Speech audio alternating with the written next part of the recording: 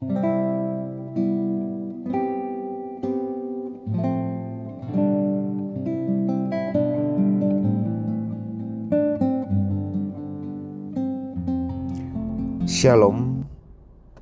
selamat pagi, selamat berjumpa kembali dalam Renungan Harian Toraya Sabtu 7 Juni 2025.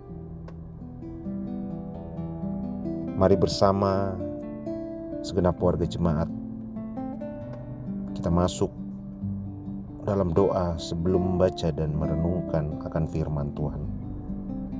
Kita berdoa. Kuat kuasa-Mu semata ya Tuhan, yang menyertai kami, bahwa oleh karena kasih karunia-Mu itu, Engkau berikan kami kesempatan di saat ini untuk masuk dan membaca serta merenungkan akan firman-Mu. Kuasai kami ya Tuhan, agar firman-Mu ini dan renungan yang akan kami dengarkan bersama menjadi suluh kehidupan kami sepanjang hari ini. Kepadamu kami berdoa, terpuji Engkau Tuhan Yesus. Amin. Saudara-saudara sekalian, firman Tuhan di hari ini terambil dari 2 Raja-Raja pasal kedua, ayatnya yang pertama sampai ke-15. Demikian firman Tuhan. Elia diangkat ke surga. Ketika Tuhan hendak mengangkat Elia ke surga dalam angin badai, Elia dan Elisa sedang dalam perjalanan dari Gilgal. Berkatalah Elia kepada Elisa, "Tinggallah di sini, sebab Tuhan menyuruh aku ke Betel." Tetapi jawab Elisa, "Demi Tuhan yang hidup dan demi hidupmu sendiri, aku tidak akan meninggalkan engkau." Lalu mereka pergi ke Betel.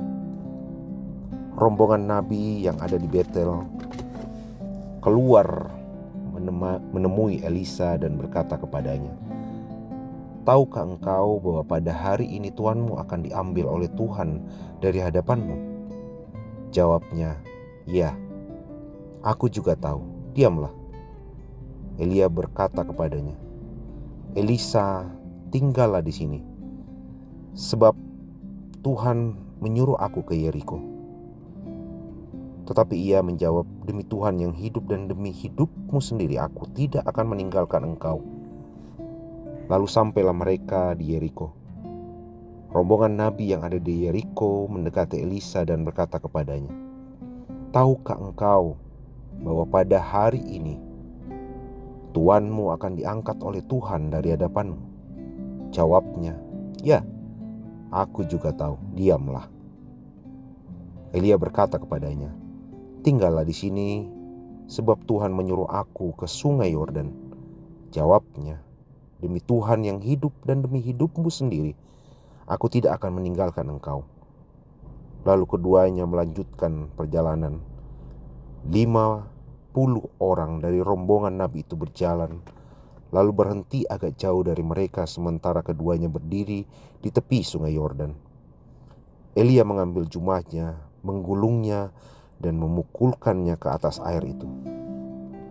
Terbagilah air itu ke satu sisi dan ke sisi yang lainnya. Lalu mereka berdua menyeberang di tanah yang kering. Sesampainya di seberang, Elia berkata kepada Elisa, "Mintalah apa yang dapat kulakukan untukmu sebelum aku diangkat dari hadapanmu." Jawab Elisa, "Kiranya aku mewarisi 2 bagian dari kuasa kenabianmu." Kata Elia, "Engkau meminta hal yang sukar. Namun jika engkau dapat melihat aku diambil darimu, hal itu akan terjadi padamu. Jika tidak, hal itu tidak akan terjadi."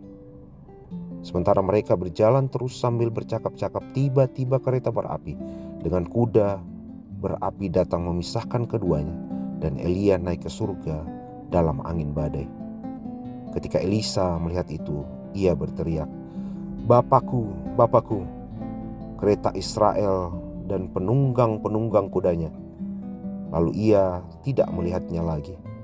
Ia pun merenggut pakaiannya dan mengoyakkannya menjadi 2 bagian.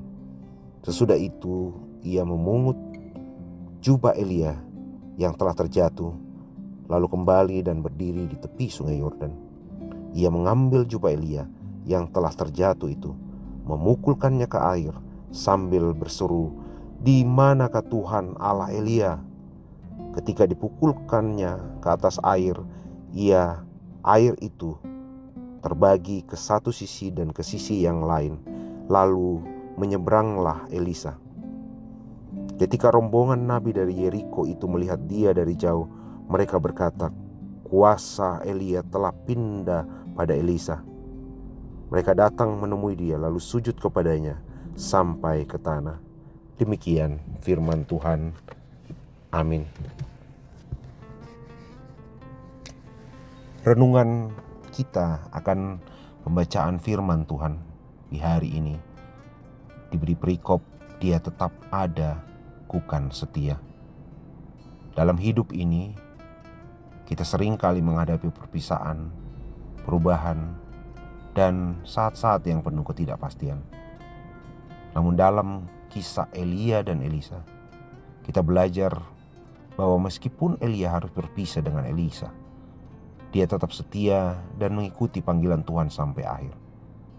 Elia tahu bahwa waktunya di dunia hampir berakhir, namun dia tetap berani dan taat kepada Tuhan. Di tengah perjalanan mereka, banyak orang yang mencoba meyakinkan Elia untuk berhenti, namun Elia teguh dan terus maju. Ia menunjukkan sebuah keputusan dan tindakan yang penuh dengan keberanian dan kesetiaan kepada Tuhan, serta tidak bergantung pada kenyamanan atau kenyataan yang mudah. Akan tetapi pada kepercayaan bahwa Tuhan selalu memimpin kita. Pada saat Elia terangkat ke surga, Elisa melihatnya dan menerima berkat yang besar. Meski Elia pergi, kuasa Tuhan tetap ada.